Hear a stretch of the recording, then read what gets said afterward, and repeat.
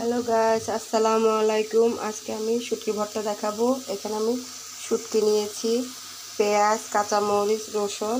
এটা এখন আমি তেল দিয়ে ভালো করে ভেজে নেব। দেখুন, আমি শুটকি নিয়েছি, এখানে সামান্য তেল দিব, বেশি দিব না।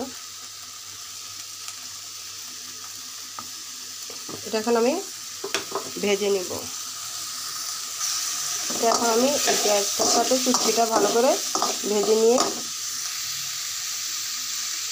বন্ধুরা শুটকি একটু কম হয়ে গেছে, আরেকটু দিয়ে দিচ্ছি। হয়ে গেছে, এখন আমি নামিয়ে নিচ্ছি। এখন আমি এই শিলটা দিয়ে এরকম থেতলিয়ে নিব, কারণ এটা আওয়াজটা দেখতে বিশ্রী লাগে, এই জন্য আমি অফ ক্যামেরায় করে নিচ্ছি।